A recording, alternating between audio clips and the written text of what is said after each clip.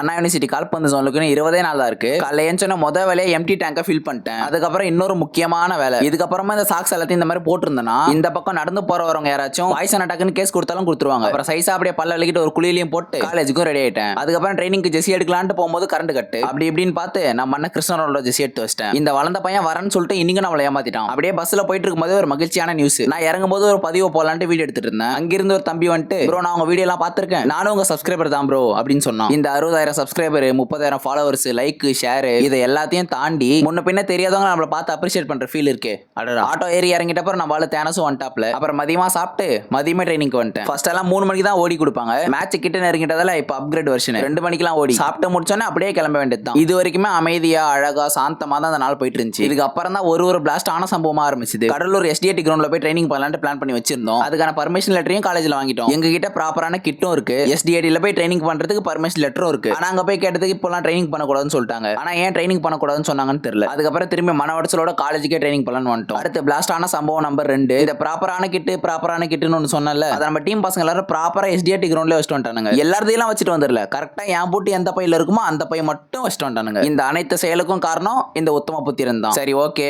கைக்கு பூட்டு வந்துருச்சு. இதுக்கப்புறம் இந்த நாள்ல எந்த ஒரு பிரச்சனையும் அண்டாதுன்னு தான் நினைச்சிட்டு இருந்தேன். எங்க கிட்ட இருந்த கடைசி பால் ஒரே ஒரு பால், என்ன மரம் மாதிரி ஒரு மினி சைஸ் மரம், அதுல மடார் அடிச்சு சடார்னு பஞ்சர். அந்த இடத்துல ஃப்ரஸ்ட்ரேஷனோட உச்ச கட்டத்துக்கு போயிட்டேன். உடனே வைஸ் பிரின்சிபல் சாருக்கு போன் அடிச்சு, சார் இந்த மாதிரி இருந்த ஒரே ஒரு பால் பஞ்சர் ஆயிடுச்சு, புது பால் வேணும் அப்படின்னு கேட்டேன். சார் உடனே நீ கடைக்கு போயிட்டு போன் அடி, நான் உனக்கு ஜிபே பண்றேன், பால் வாங்கிக்கோன்னு சொல்லிட்டாரு. புது பால கண்ணில் பார்த்த உடனே குட்டி குழந்தை முட்டாய் கடை எப்படி வெறிக்க பார்க்குமோ அந்த மாதிரி ஒரு 5 நிமிஷம் அப்படிதான் பார்த்துட்டு இருந்தேன். அதுக்கப்புறம் போயிட்டு வீட்டுக்கு பஸ் ஏறிட்டு இன்னைக்கு நாளை முடிச்சுக்கிட்டேன்.